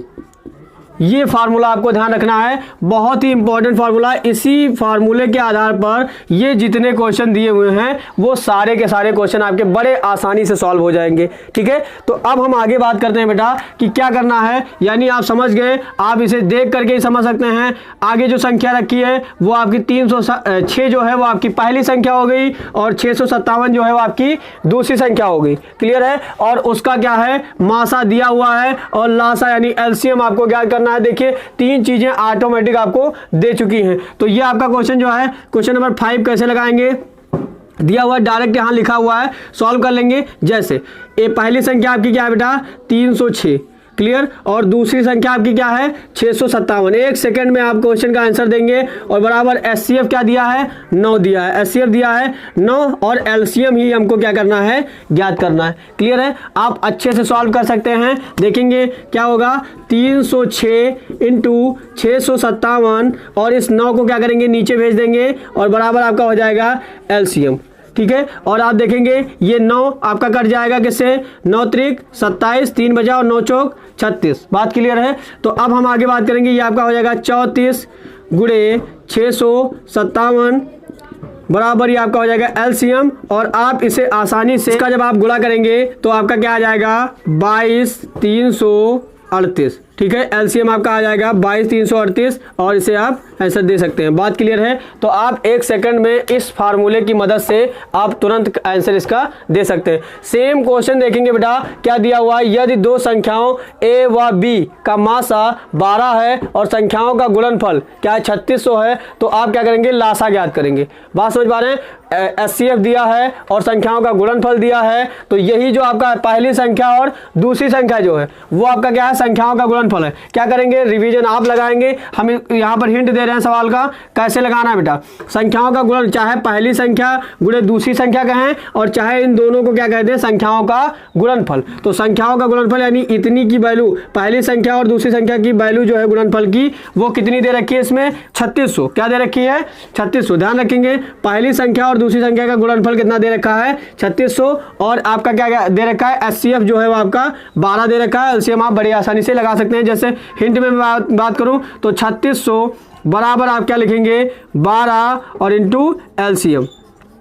ये आपका छठवां क्वेश्चन है, कैसे सॉल्व करेंगे। संख्याओं का गुणनफल हो गया, पहली संख्या गुणे दूसरी संख्या बराबर एचसीएफ और एलसीएम। ये शॉर्ट में लगा रहे हैं, आपको डिटेल लिखना है, माना करके दिया है वो सारी चीजें लिखनी है, तब आपको लगाना है। ये आपको 12 इधर जाएगा और ये आपका हो जाएगा 3600 बटे 12 और ये आपका हो जाएगा एलसीएम। ठीक है, और इसे आप करेंगे 12 23 36 यानी 0 हो गया और ये आपका आ गया 300 बराबर एलसीएम। ठीक है, ये आपका एलसीएम कितना आ गया, 300 आ गया। बात समझ पा रहे हैं। अगला क्वेश्चन जो आपका है, यदि मासा 35 और 45 का 5 है तथा लासा 35 और 45 का क्या है, 63 है, तो क्या है, ए की वैल्यू चाहिए। ठीक है, आप जानते हैं शॉर्ट में हम यहाँ लगाएंगे, आपको डिटेल में लगाना है। रिवीजन चल रही है क्लास, आप जानते हैं रिवीजन है और आप अच्छे से इसे रफ में करेंगे। देखिए करना क्या है, पहली संख्या दूसरी संख्या एचसीएफ और एलसीएम, ये फार्मूला आपको पहले से पता है। तो पहली संख्या आप देख पा रहे हैं यहाँ पर 35 है और दूसरी 45, दोनों चीजें हैं। एचसीएफ भी दिया है तो पहली संख्या में क्या लिख देंगे बेटा, क्वेश्चन नंबर क्या है आपका 7 को कैसे सॉल्व करेंगे, पहली संख्या में डायरेक्ट करना है, 35 इंटू 45 हो गया और बराबर आपका क्या हो गया। देखेंगे ये आपका एचसीएफ कितना है, 5, एचसीएफ आपका कितना है, 5 है और आप देखेंगे एलसीएम क्या है, 63A। बात समझ पा रहे हैं। और अब सारी चीज़ों को क्या करेंगे, सॉल्व कर लेंगे। एचसीएफ दे दिया, एलसीएम दे दिया, सारी चीज़ें रख दिया। ये आपका एचसीएफ है, 63A आपका क्या है, एलसीएम है। तो 35 ठीक है इंटू 45। ठीक, आप देखेंगे इन दोनों को आप नीचे भेज देंगे, गुणा में है तो 5 गुणे क्या हो जाएगा 63 और बराबर ये आपका हो जाएगा ए। देखेंगे 5 का 5 सत्ते 35। ठीक है, और ये कहें 9 सत्ते 63 और 9 बचे 45। ठीक है, यहाँ पर देखेंगे अभी आपका क्या हो जाएगा, 7 गनम 7 और 7 से कट गया, ये आपका क्या बच गया बेटा, 5 बच गया और ए की वैल्यू क्या आ गई, 5 आ गई। इस तरीके से आप बड़े आसानी से क्वेश्चन सॉल्व कर सकते हैं। क्लियर है। अगला क्वेश्चन देखते हैं, लिखा हुआ है 18 और 117 का एचसीएफ को क्या लिखा गया है, 18 या -117 के रूप में दर्शाया गया है, तो एम की वैल्यू और एलसीएम ज्ञात कीजिए। बहुत ही मजेदार क्वेश्चन है, ये कैसे लगाएंगे। 8वां क्वेश्चन, आपको 18 और 117 का क्या करना है, मासा ज्ञात करना है। कैसे, पहले से ही पता है कैसे ज्ञात करेंगे, 18 ठीक है और 117। दो संख्याओं का मासा आप पहले से ही जानते हैं, निकालना यूक्लिड विभाजन एल्गोरिथम जानते हैं, दो संख्याओं का मासा निकालना, निकालेंगे 18 का 12 आएगा, 18 छक्का 108, ठीक है। और ये आपका हो गया 108 और यहाँ से जाएगा कितना बचेगा 9, ठीक है। और ये आपका क्या हो जाएगा 0, 0 में 0 गया कट गया, क्लियर है। 9 और 17, फिर आप जानते हैं इसे क्या बनाते हैं भाजक, स्टार पहले क्वेश्चन को याद कीजिए, क्या बनाते हैं भाजक, और ये आपका हो जाएगा 18, ठीक। और ये आपका हो जाएगा 9 दूनी 18 कट गया, यानी कि अगर एचसीएफ की बात करें तो एचसीएफ आपका क्या निकला है बेटा 9 आ गया, ठीक है, एचसीएफ 9 आ गया। अब आप देखेंगे यहाँ पर आपको पहली संख्या और गुणे दूसरी संख्या इस तरीके से, लेकिन ऐसी ज़रूरत हमें नहीं है क्योंकि उसने कहा है कि HCF ही क्या लिखा है 18m-117 के रूप का लिखा हुआ है। तो हम ये समझ गए कि ये भी HCF है और ये भी HCF है। तो सिंस हम क्या लिखेंगे 18m-117 क्या है और बराबर क्या है HCF। HCF ये बताया HCF को ही लिखा गया है। HCF की वैल्यू अब क्या आ गई है बेटा 18m-117 और HCF की वैल्यू आ गई है 9। आप सॉल्व कर दीजिए, आगे लिखेंगे ये आपका 18m और ये आपका हो जाएगा 9, इधर भेजेंगे प्लस हो जाएगा 117 और ये आपका हो जाएगा 18m और ये आपका हो जाएगा 117 और 9 126 और m बराबर क्या आ जाएगा, इधर गुणे में आ जाएगा 126 बटे 18 और 18 सत्ते 126, यानी हम कह सकते हैं m की वैल्यू क्या आ गई आपके पास 7 आ गई। बात समझ पा रहे हैं, m की वैल्यू 7 आ गई। अब आपको ज्ञात भी करना है LCM। क्या ज्ञात करना है LCM, बड़े आसानी से देखेंगे। पहली संख्या आपको 18 है मिली हुई है, दूसरी संख्या 117 है, देखेंगे दूसरी संख्या 117 है और HCF की वैल्यू आपके पास आ गई है कितनी 9 आ गई है। HCF की वैल्यू कितनी है 9 आ गई है। तो देखेंगे LCM बड़े आसानी से निकाल सकते हैं। बिल्कुल शॉर्ट में मैं आपको समझा रहा हूँ, देखिए जगह की थोड़ी कमी है। कैसे लगाएंगे, पहली संख्या आपकी क्या है 18, ठीक है, दूसरी संख्या क्या है 117 और बराबर HCF की वैल्यू है 9 और LCM आपको ज्ञात करना है, ठीक है। LCM आपको ज्ञात करना है, आपको इधर भेज देना है इसे 18 गुणे 117 और बटे 9 बराबर LCM। ये आपका हो गया 9 दूनी 18 और ये आपका क्या हो जाएगा 117 का अगर करेंगे तो ये आपका हो जाएगा दूनी 234, क्या हो जाएगा 234 आपका क्या हो जाएगा LCM। क्लियर है, इस तरीके से आपके सारे आंसर हो गए, ठीक। क्वेश्चन नंबर 7 कैसे सॉल्व हुआ क्लियर है। अब अगला क्वेश्चन देखते हैं बेटा, कह रहा है व्याख्या कीजिए कि 3 गुणे 12 गुणे 101 प्लस 4 एक क्या है, भाज्य संख्या है या अभाज्य संख्या है, ये हमको बताना है। तो आप क्या करेंगे, इतना गुणा करने से जरूरत नहीं है, क्या करेंगे देखिए बेटा, इसी को हम सॉल्व करेंगे शॉर्ट में, बिल्कुल शॉर्ट में एक ही लाइन में, और आप कह देंगे अतः स्पष्ट है कि दी हुई संख्या क्या है, जो आपके निष्कर्ष निकलेगा वो बताएंगे। देखिए इस क्वेश्चन को 3 गुणे 12 गुणे 101 और प्लस क्या हो जाएगा 4, क्या हो जाएगा 4। लेकिन आप देखेंगे यहाँ गुणा करेंगे तो इतना फायदा नहीं है। आप देख पा रहे हैं कि यहाँ से 4 कॉमन हम ले लेंगे, इसको हम लिख सकते हैं 3 और 12 को लिख सकते हैं 4 गुणे 3 गुणे 101 और प्लस 4। आप देख पा रहे हैं दोनों में क्या कॉमन है, दोनों में इसमें और इसमें हम 4 कॉमन ले सकते हैं। अगर हम 4 कॉमन ले लें तो ये आपका हो जाएगा 3 गुणे 3 प्लस 101 और प्लस 1, ये आपका 4 हो गया। अब आप देख पा रहे हैं अगर कोई संख्या 4 से भाज्य है, देखिए सीधी सीधी दिख रही है 4 से भाज्य, अतः कह सकते हैं अतः स्पष्ट है कि दी हुई संख्या जो है वो भाज्य संख्या है क्योंकि 4 से भाज्य है। बात क्लियर है। गुणनफल अगर इसका एक गुणनखंड 4 है तो यानी ये कंफर्म हो गया कि ये संख्या क्या है भाज्य है। बात क्लियर है। अगली एक्सरसाइज में हम क्या सीखेंगे कि दी हुई संख्या एक अपरिमेय संख्या है वो सिद्ध करना होता है, ठीक है। तो चलिए आगे बढ़ते हैं और 1.3 के लिए कुछ क्वेश्चन करते हैं और उसका कॉन्सेप्ट समझते हैं। अब हम आते हैं अगली एक्सरसाइज में जो इसका रिवाइज करेंगे, प्रश्नावली 1.3, जिसमें हमें क्या सीखना है बेटा, अपरिमेय संख्याओं को सिद्ध करना। जैसा कि हमने कुछ इंपॉर्टेंट क्वेश्चन ले लिए हैं और वहां पर क्या करेंगे हम कुछ कॉन्सेप्ट के अनुसार क्या करेंगे इन सभी को सिद्ध करेंगे। देखेंगे आपको कुछ टाइप्स वाले प्रश्न दिख रहे हैं। हमने क्या किया है, इस एक्सरसाइज से जितने भी इंपॉर्टेंट क्वेश्चन बन सकते थे सारे क्वेश्चन ले लिए हैं, ठीक है। और हम 1-2 कॉन्सेप्ट वाले आपको दिखाएंगे और उसी के अकॉर्डिंग आप सारे क्वेश्चन को सॉल्व करेंगे। अगर ये 10 क्वेश्चन आप कर लिए तो इसके अलावा कोई भी एक भी क्वेश्चन बोर्ड एग्जाम में आपको बाहर से नहीं मिलेगा। क्लियर है। तो अब हम बात करेंगे, देखिएगा इसमें टाइप्स क्या है। यहाँ पर क्या है बेटा, अपरिमेय संख्याओं को सिद्ध करना। कुछ अलग अलग तरीके से क्वेश्चन दिख रहे हैं, जैसे कुछ सिंगल हैं, जैसे √2 √3 √5 √7 इस तरीके से सिंगल हैं, 1/√3 1/2√2। ठीक है, तो ये सब जो सारे हैं वो सभी के सभी एक कॉन्सेप्ट से लगेंगे। दूसरा कॉन्सेप्ट देखेंगे आप, जुड़ा हुआ कुछ प्लस का है, माइनस का है और अलग अलग तरीके से संख्याएं हैं, तो इनको क्या करना है, अलग कॉन्सेप्ट में लगाएंगे। यानी 2 टाइप्स में हम सारे क्वेश्चन को सॉल्व कर देंगे। एक पहला टाइप बताएंगे तो आपका सिंगल वाला सॉल्व हो जाएगा, दूसरा टाइप बताएंगे तो ये पहले वाले की मदद से ही सॉल्व हो जाएगा। क्लियर है? तो चलिए हम देखते हैं, एक क्वेश्चन करेंगे और बाकी सारे क्वेश्चन आपको रफ में यही तुरंत के तुरंत करना है। चलिए आगे बढ़ते हैं और हम पहला क्वेश्चन शुरू करते हैं हल।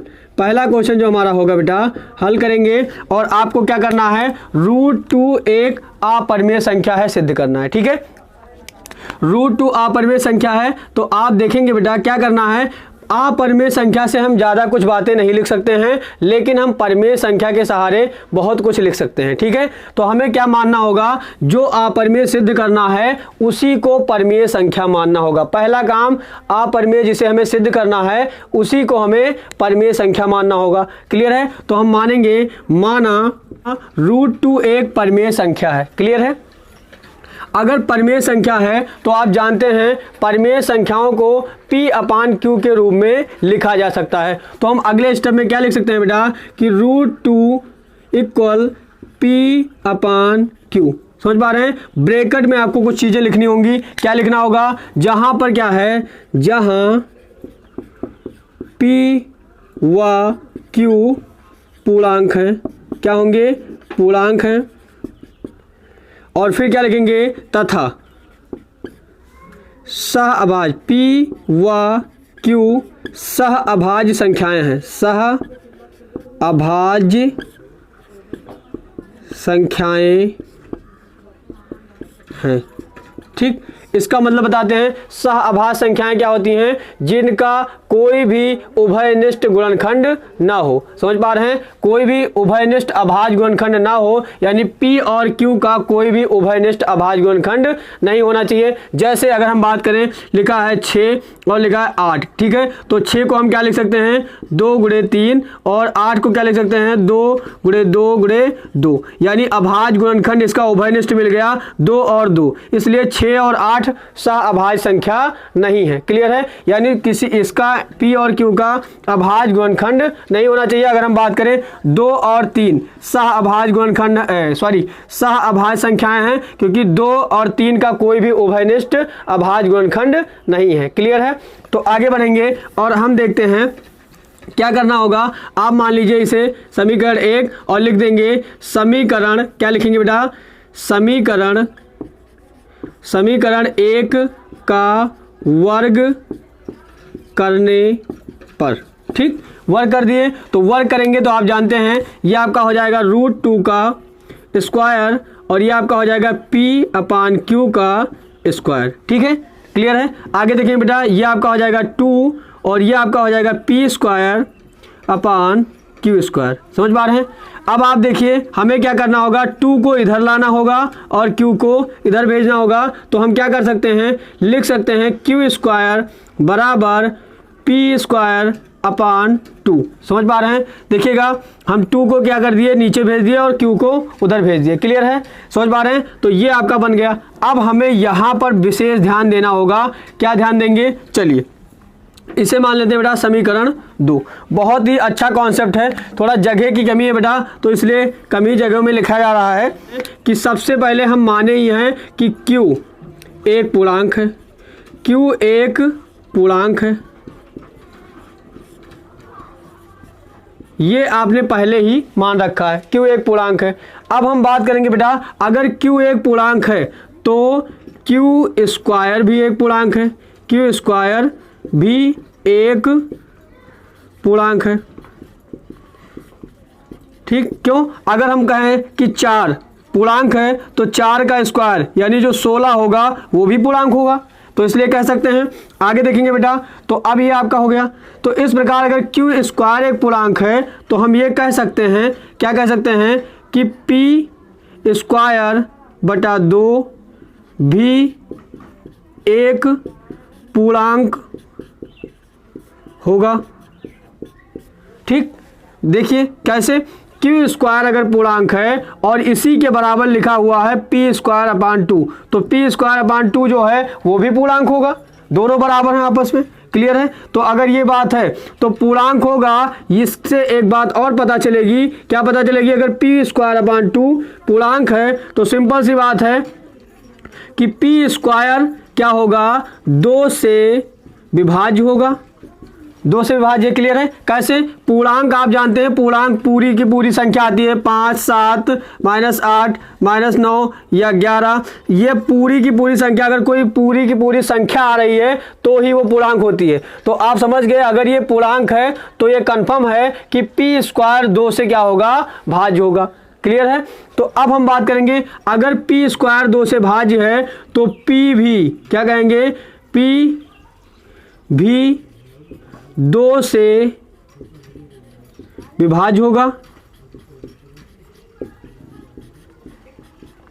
ये बात समझ पा रहे हैं? कैसे? अगर हम बात करें एक सेकंड के लिए कि 4, अगर एक सेकंड के लिए बात करें 16 क्या है? 16 क्या है? 4 का स्क्वायर है और ये क्या है? 2 से भाज्य। एक सेकंड के लिए तो ये आपका हो जाएगा 16। अगर हम बात करें कि 16/2 ये 8 हो गया, कट गया, भाज्य हो गया। तो इसका जो स्क्वायर यानी 4 भी क्या होगा? 2 से भाज्य होगा, 2 आएगा। यानी अगर किसी का स्क्वायर 2 से भाज्य है तो उसका अगर वर्गमूल लेंगे तो वो भी क्या होगा? 2 से भाज्य होगा। बात समझ पा रहे हैं? चलिए आगे बात करेंगे। तो इतनी बात अगर क्लियर हो गई तो अब हम कह सकते हैं कि क्या कहेंगे बेटा? आगे स्टेप में देखेंगे, यहाँ पर देखेंगे जगह की थोड़ी कमी है तो ऐसे ही रिवाइज करेंगे। आगे क्या आएगा हम देखते हैं बेटा कि तो P सिंस P अपान 2 को हम मान सकते हैं K, यानी P को हम 2 से भाज्य किए तो कुछ आएगा K, और K को क्या मान लेंगे बेटा? पूर्णांक। क्या K क्या है आपका? पूर्णांक। ठीक है, या मान लिए तो K आपका मान लिया, इसे K1 मान सकते हैं। क्या मानेंगे? K1 एक पूर्णांक हो गया। किसी पूर्णांक को अगर हम भाग देंगे तो वो भी क्या आएगा? एक पूर्णांक ही आएगा। समझ पा रहे हैं? तो अब देखेंगे, यानी आ गया P को अगर हम 2 से भाग देंगे तो क्या आएगा? पूर्णांक आएगा। क्लियर है कि ये P इक्वल टू K1। ठीक है, और ये हो गया आपका समीकरण 3। समीकरण क्या मान लिए? 3 मान लिए। अब हम क्या कहेंगे? समीकरण 3 का मान कहाँ रख देंगे? समीकरण 2 में। समीकरण 3 का मान कहाँ रखेंगे बेटा? समीकरण 2 में। क्या होगा? यहाँ पर रखेंगे क्यू स्क्वायर बराबर, ये आपका पी स्क्वायर है तो ये आपका हो जाएगा 2K1 का स्क्वायर और अपान 2 हो गया। यहाँ पर रख दिए पी की स्क्वायर की जगह पर 2K1 का होल स्क्वायर कर दिए। आगे देखेंगे तो आगे आपका हो जाएगा क्यू स्क्वायर इक्वल, ये आपका क्या हो जाएगा? 4K1 स्क्वायर, 2 का स्क्वायर 4 और K1 का स्क्वायर K1 स्क्वायर, और ये आपका हो जाएगा 2 का कटेगा, ये आपका 2 दूनी 4 हो गया। और ये आगे क्या लिखेंगे बेटा? क्यू स्क्वायर इक्वल हो जाएगा आपका 2K1 स्क्वायर। समझ पा रहे हैं? अगर हम बात करें K1 स्क्वायर की वैल्यू निकालना चाहें तो K1 स्क्वायर इक्वल हम लिख सकते हैं 2 को इधर भेजेंगे तो क्यू स्क्वायर अपान 2। बात समझ पा रहे हैं? और ये हो गया आपका समीकरण 4। बिल्कुल अब वही प्रोसेस ध्यान रखेंगे, ये पूरा का पूरा प्रोसेस जो है वो आप इधर के लिए लिखेंगे जैसा कि Q और P के लिए लिखे थे, उसी प्रकार से आप K1 और Q के लिए लिखेंगे। देखिएगा कैसे। हम क्या कहेंगे? K1 आपका क्या है? K1 एक पूर्णांक है, एक पूर्णांक है। ठीक, तो इसी तरीके Q एक पूर्णांक है तो इसी प्रकार से K1 स्क्वायर भी एक पूर्णांक होगा, भी एक K1 स्क्वायर भी एक पूर्णांक है। ठीक है, अगर K1 स्क्वायर एक पूर्णांक है तो Q स्क्वायर अपान 2 भी एक पूर्णांक होगा, दोनों बराबर हैं। तो ये आपका हो जाएगा Q स्क्वायर अपान 2 भी एक पूर्णांक होगा। समझ पा रहे हैं? ठीक है, अगर ये पूर्णांक होगा तो आप समझ गए कि क्या लिखेंगे? Q स्क्वायर क्या होगा? 2 से भाज्य होगा, 2 से विभाज्य है, 2 से विभाज्य है। अगर Q स्क्वायर 2 से विभाज्य है तो अब ये भी बताया गया कि क्या होगा? Q भी 2 से विभाज्य है। ठीक है, ये हो गया। अब अगर हो गया ऐसा Q भी 2 से विभाज्य हो गया तो हम क्या लिख सकते हैं, सिंस Q/2 इक्वल K2, और ये K2 क्या है आपका पूर्णांक है। ठीक, अगर विभाज्य हो गया तो पक्का है पूर्णांक आएगा, ये एकदम श्योर हो गए कि Q अगर 2 से विभाज्य है तो ये पूर्णांक ही आएगा, कोई भी आ सकता है केवल। अब इसे मान लेते हैं बेटा, क्या लिखेंगे, Q की वैल्यू अगर आगे लिखना चाहें तो Q इक्वल हो जाएगा 2K2 हो गया, और यहाँ पर लिखेंगे समीकरण मान लेते हैं 5, समीकरण 5। क्लियर है। अब आप देखिए P और Q की वैल्यू देखेंगे। P की वैल्यू अगर हम बात करें तो क्या है 2K1, P की वैल्यू क्या है 2K1 और Q की वैल्यू क्या है बेटा 2K2। तो यहाँ पर लिखेंगे समीकरण 3 व समीकरण 5 से, समीकरण 3 व समीकरण 5 से क्या लिखेंगे, P इक्वल 2K1 और Q इक्वल 2K2। समझ पा रहे हैं, ये हो गया। अब आप देख पा रहे हैं कि समीकरण 3 और 5 क्या हैं, P इक्वल 2K1 और Q इक्वल 2K2। इसमें देखिएगा दोनों सहअभाज्य संख्या है। पूर्णांक यहाँ क्या बताया गया था कि P तथा Q सहअभाज्य संख्याएं हैं, और यहाँ पर क्या हो गया सहअभाज्य संख्याएं तो दिख ही नहीं रही हैं, दोनों में क्या हो गया उभयनिष्ठ अभाज्य गुणनखंड आ गया। तो अतः हम क्या कहेंगे कि समीकरण 3 और समीकरण 5 से स्पष्ट है कि हमारे माने गए कथन में क्या है विरोधाभास है, क्योंकि इसमें इनके दोनों अभाज्य गुणनखंड में दो उभय निष्ठ है। क्या कहेंगे, समीकरण 3 और 5 से स्पष्ट है कि P व Q के अभाज्य गुणनखंड में दो उभयनिष्ठ है, इसलिए हमारे माने गए कथन में विरोधाभास है, अतः हमारा माना गया कथन गलत है। अतः √2 एक परिमेय संख्या ना होकर के अपरिमेय संख्या है। बात क्लियर है, तो ये आप लिख देंगे। अतः ये हमने लिख दिया, अतः समीकरण 3 और 5 से स्पष्ट है कि P व Q के अभाज्य गुणनखंड में दो उभयनिष्ठ है, अतः हमारे माने गए कथन में विरोधाभास है। हमारा माना गया कथन क्या है गलत है। हमने क्या माना था, माना √2 एक परिमेय संख्या है, और ये कथन हमारा क्या हो गया गलत हो गया। तो इसलिए अब क्या कहेंगे, इसके उल्टे में क्या कहेंगे, अतः √2 एक अपरिमेय संख्या है। क्लियर है।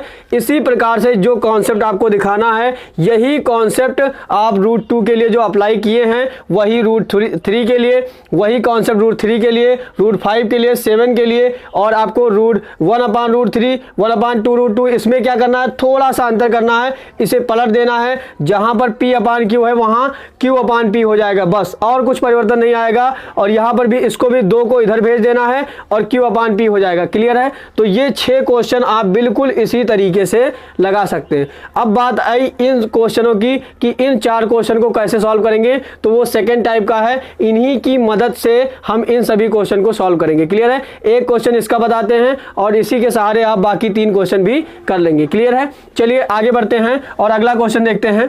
तो हम ले लेते हैं, मान लेते हैं ये वाला क्वेश्चन लेते हैं कि माना 8वां क्वेश्चन ले लेते हैं, और ये सारे क्वेश्चन एक ही जैसे हैं, जैसे ये क्वेश्चन लगेगा ये चारों क्वेश्चन बिल्कुल उसी तरीके से लगेगा। क्लियर है। देखेंगे बेटा क्या करना है हमको, ये आपका हो जाएगा माना, आपको पता है सभी को परिमेय संख्या मानना है, तो माना क्या करेंगे, माना 3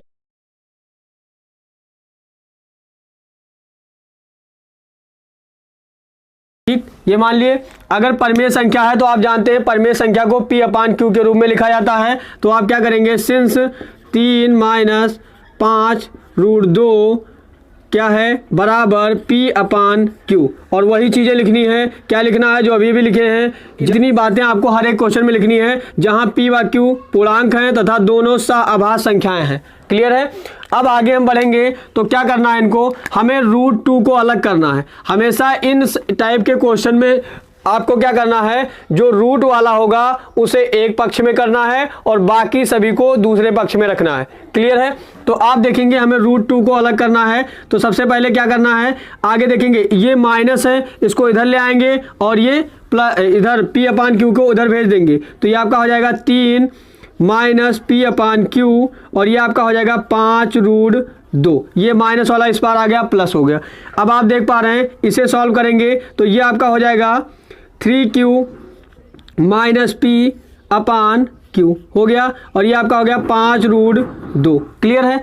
ये आपका देखिए गुणा लगा है, इसे क्या करेंगे नीचे भेज देंगे, तो ये आपका हो जाएगा 3Q माइनस P बटे हो जाएगा 5Q। बात समझ पा रहे हैं, और बराबर आपका हो जाएगा √2। समझ पा रहे हैं, समीकरण मान लीजिए 1। क्लियर है। चलिए यहाँ पर क्या लिख सकते हैं, अब इस समीकरण के माध्यम से क्या लिख सकते हैं, सिंस क्या लिखेंगे, P व Q एक पूर्णांक है, ये आप पहले ही मान चुके हैं। P व Q क्या है, पूर्णांक है। P व Q अगर पूर्णांक हैं तो आप जानते हैं कि अगर कोई दो पूर्णांक है उन्हें जोड़ा जाए, घटाया जाए या गुणा किया जाए तो वो हमेशा पूर्णांक ही रहते हैं। क्लियर है। जोड़ने पर, घटाने पर, गुणा करने पर वो हमेशा क्या रहेंगे, पूर्णांक रहेंगे। जैसे अगर हम बात करें 5 और 3 क्या है, पूर्णांक है, तो जोड़ेंगे तो 8 भी पूर्णांक होगा। 5 और 3 क्या है, पूर्णांक है, माइनस करेंगे तब भी क्या है, 2 आएगा, वो भी एक पूर्णांक आएगा। 3 और -5 करेंगे तब भी क्या आएगा, पूर्णांक आएगा, यानी -2, ये भी पूर्णांक होता है। अगर हम कहें 5 और 3 का गुणा कर दें तो 15 आएगा, ये भी एक पूर्णांक आएगा। क्लियर है। तो जोड़ने पर, घटाने पर, गुणा करने पर वो पूर्णांक ही आता है। तो अब आप बताइए Q और P क्या है, पूर्णांक है, तो बताइए गुणा करके घटाया गया है तो हम क्या कह सकते हैं कि 3Q माइनस P भी एक पूर्णांक है, एक पूर्णांक है, पूर्णांक है। क्लियर है, समझ पा रहे हैं। और आप देख पा रहे हैं 5Q भी, अगर Q एक पूर्णांक है तो 5Q भी क्या होगा, पूर्णांक होगा। सिंस 5Q भी एक पूर्णांक है, एक पूर्णांक है, लिख सकते हैं। और अब आपको पता है कि पूर्णांक को अगर पूर्णांक से भाग दिया जाता है तो वो क्या हो जाती है, परिमेय संख्या हो जाती है। तो आप क्या लिखेंगे, सिंस 3Q माइनस P अपान 5Q एक परिमेय संख्या है, परिमेय संख्या है। ठीक, समझ पा रहे हैं। क्लियर, ये हो गया। अब देखेंगे यहां पर आपको क्या करना है, इसी बात को ध्यान रखना है। अगर ये परिमेय संख्या है और जहां आप पहले से ही सिद्ध कर चुके हैं कि √2 क्या है, एक अपरिमेय संख्या है, तो क्या कहेंगे, जबकि समीकरण 1 से परंतु क्या लिखेंगे, √2 एक अपरिमेय संख्या है, अपरिमेय संख्या है। तो अब आप बताइए कि एक तरफ क्या है, अपरिमेय संख्या है, दूसरी तरफ परिमेय संख्या है, तो कभी भी ऐसा हो सकता है कि परिमेय संख्या बराबर अपरिमेय संख्या। तो आप देख पा रहे हैं कि एक तरफ आपको क्या सिद्ध किया गया है कि √2 एक अपरिमेय संख्या है, और दूसरी तरफ आप क्या कह रहे हैं कि 3Q माइनस P अपान 5Q क्या है, एक परिमेय संख्या है। तो हम क्या समझ पा रहे हैं कि ये दो माने गए कथन है क्या है, गलत हो गए। अतः हमारे माने गए कथन में विरोधाभास है, और क्या कह सकते हैं, अतः 3 - 5 √2 भी एक अपरिमेय संख्या होगी। बात समझ पा रहे हैं। तो आप क्या कहेंगे, समझ में एक बार रिपीट करते हैं। क्या हुआ, अभी अभी आपने क्या सिद्ध किया, ये दिखाया कि 3Q माइनस P अपान 5Q जो क्या है, एक परिमेय संख्या है। और जैसा कि आप इसी समीकरण से जानते हैं, पहले ही सिद्ध कर दिया गया है कि √2 एक अपरिमेय संख्या है। तो कभी भी इन स्थितियों में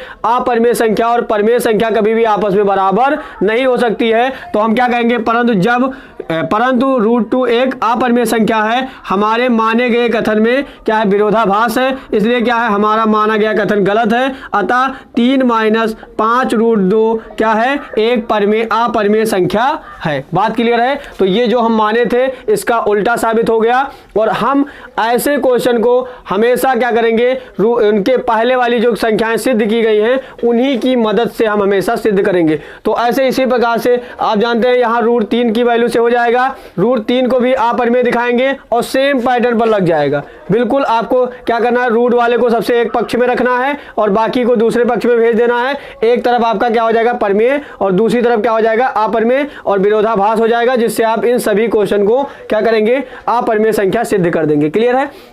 लेकिन आप इसमें ध्यान रखेंगे कि आप देख पा रहे हैं क्या दो दो रूट हैं, यहाँ पर दो दो रूट एक साथ आए हुए हैं। तो इनके लिए क्या करेंगे, सबसे पहले क्या करेंगे, यहाँ तक आएंगे मान करके और फिर इन समीकरण का क्या कर देंगे, वर्ग कर देंगे।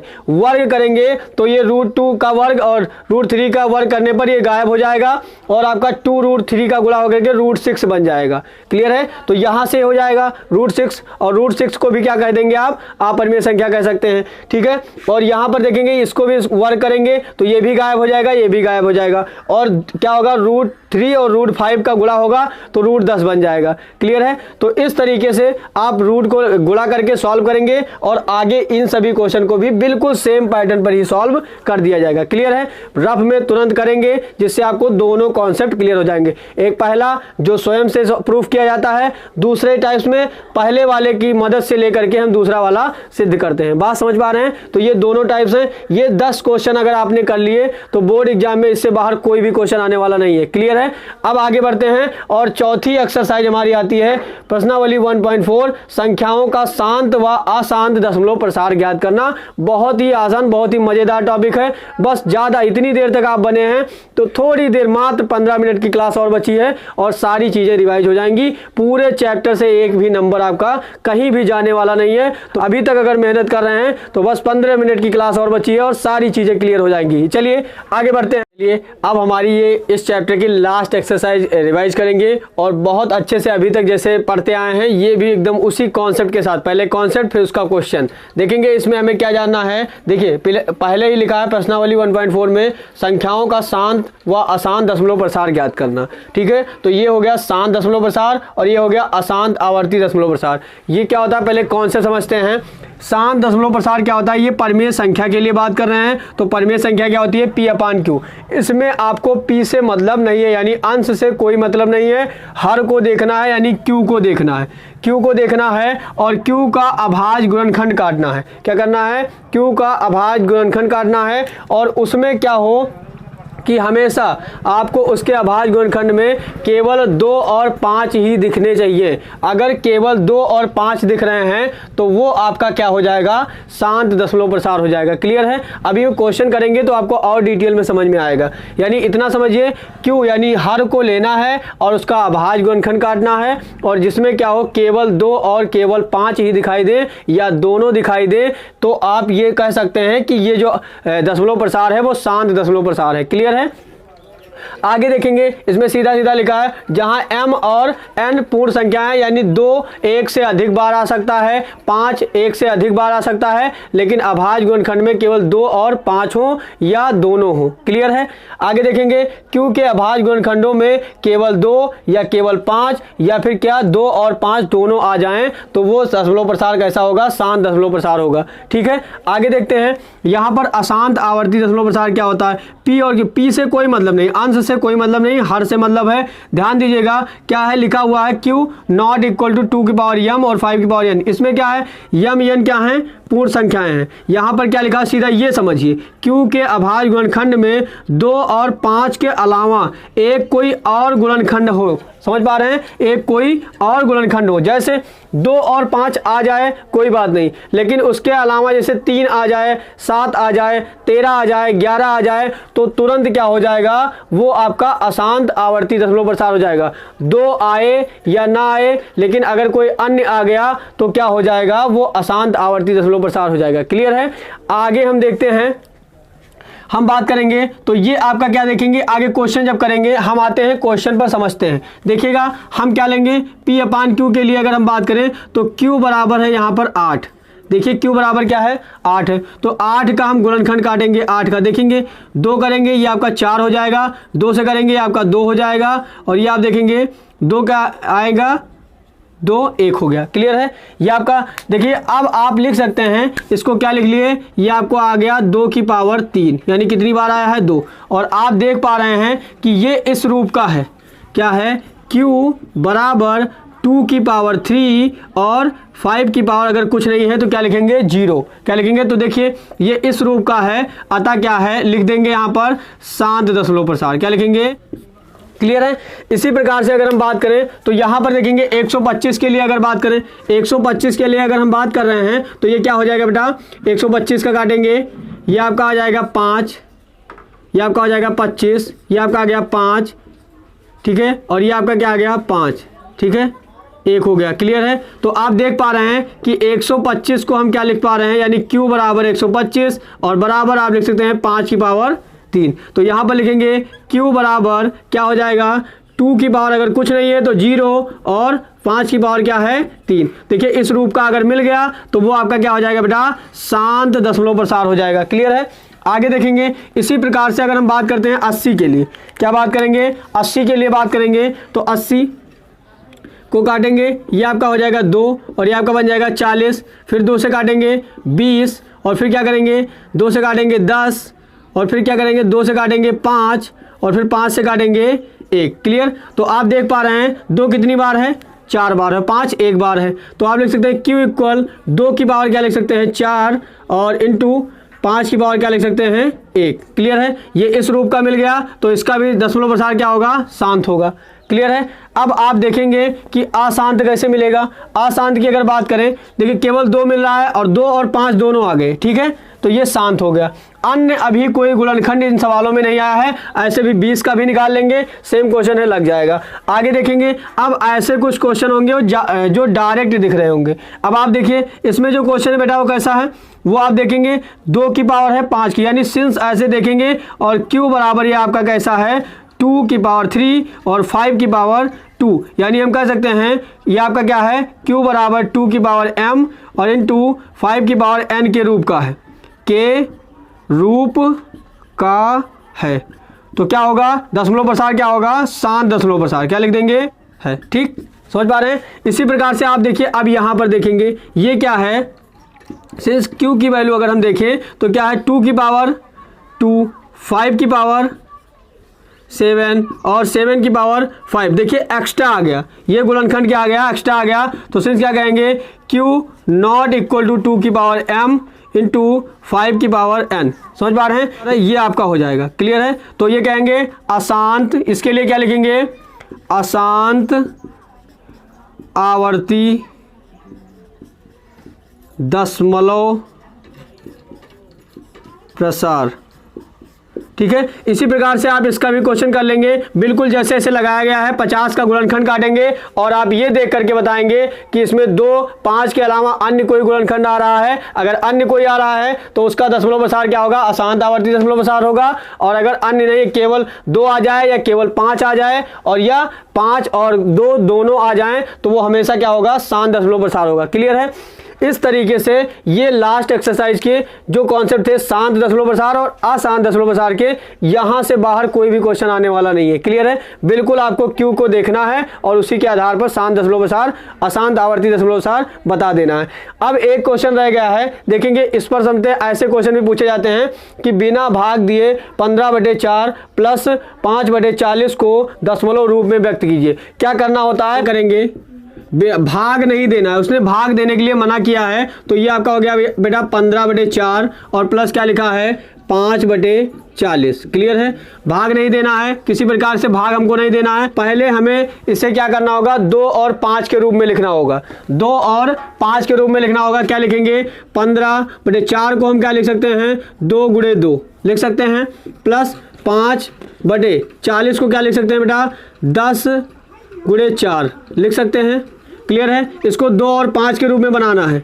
ये आपका हो जाएगा बेटा 15 2 की पावर 2। ठीक है। और ये आपका हो जाएगा 5 और 10 को बाहर रखेंगे और इसे लिख सकते हैं 4 को 2 की पावर 2। क्लियर है। अब हमें भाग नहीं देना है, उसने मना किया है। ठीक है। क्वेश्चन में कहा गया है कि भाग नहीं देना है।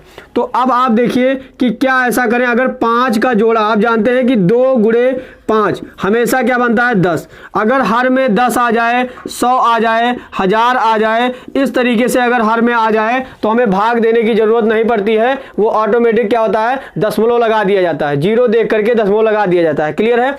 तो हम इसे 10 100 1000 के रूप में कुछ बनाने की कोशिश करेंगे। ये आपका अगर 2 है, यानी 1 2 और 1 5 से मिलकर के 10 बनता है। इसके पास 2 2 हैं, तो हमें अगर कहीं से क्या मिल जाए 5 का स्क्वायर, तो हम क्या करेंगे, ये 0 के फॉर्म में बन जाएगा। तो ऊपर भी क्या करेंगे, 5 की पावर 2 से गुणा कर देंगे। क्लियर है। इसी प्रकार से देखेंगे यहाँ पर क्या बना, ये 10 तो पहले से बना है, इसमें कोई चेंज नहीं करना है। ये आपका क्या हो जाएगा, 5 की पावर 2 और इंटू 5 की पावर 2। क्लियर है। आगे अगर हम बात करें तो ये आपका हो जाएगा, देखेंगे बेटा 15 गुणे 25 और ये आपका हो जाएगा, देखिए ये आपका हो जाएगा 2 गुणे 5 का स्क्वायर। ठीक है। प्लस ये आपका हो जाएगा 5 गुणे 25 और ये आपका हो जाएगा, देखेंगे 10 तो पहले से ही है और ये आपका हो जाएगा 2 गुणे 5 का स्क्वायर। क्लियर है। आगे देखेंगे ये आपका हो जाएगा 25 का अगर गुणा करेंगे तो कितना आएगा, 15 बचे 75 और 15 दूना 30 और 7 37। ठीक है। ठीक है। क्लियर है। और ये आगे आ जाएगा 10 का स्क्वायर, नीचे आ गया बेटा 10 का स्क्वायर और ये आगे क्या आ जाएगा, 25 को अगर करेंगे तो 125। ये आप देखेंगे 10 और ये आपका हो जाएगा इंटू 10 का स्क्वायर। क्लियर है।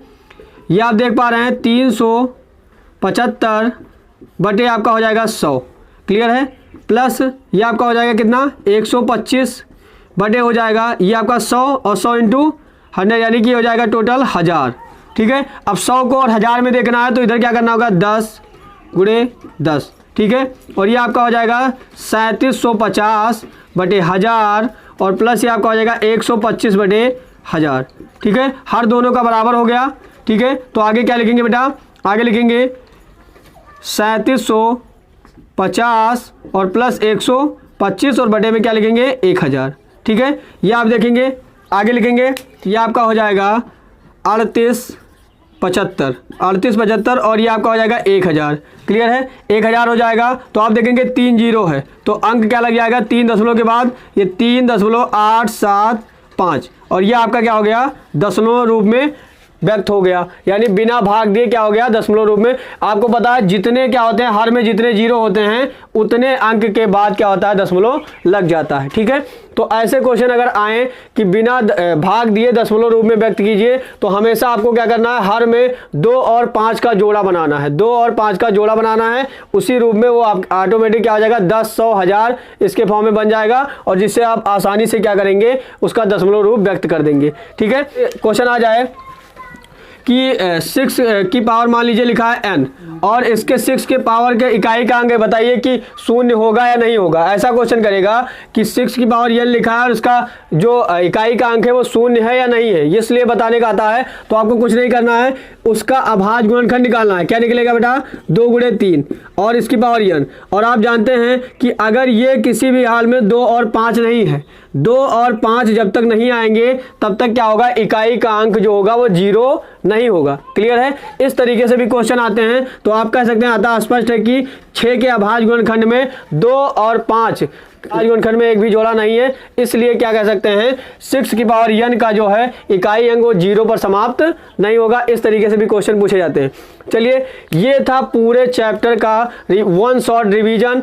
आपका कोई भी प्रश्न, कोई भी कॉन्सेप्ट, एक भी प्रश्न नहीं छोड़ा गया है, कहीं भी कोई भी कॉन्सेप्ट पूरे चैप्टर में आप देखेंगे, एक भी बात ऐसी नहीं है जो आपको ना बताई गई हो और जिसका क्वेश्चन नहीं किया गया हो। अभी तक आपने क्या किया, इस पूरे चैप्टर में लगातार इतनी मेहनत की है और लास्ट तक इस वीडियो पर बने रहे हैं, उसके लिए बहुत बहुत धन्यवाद। जैसे आपने पूरे वर्ष मेहनत की है, ऐसे ही 1 शॉर्ट वीडियो के लिए लगातार बने रहेंगे और मैं पूरा प्रयास करूंगा कि आपका ज़्यादा से ज़्यादा परसेंटेज में स्कोर कराया जाए। और इस बार आप जानते हैं कि अब मैथ में जो है वो 70 में 70 हमको लाना है, 70 का 70 टारगेट लेकर के चले हैं।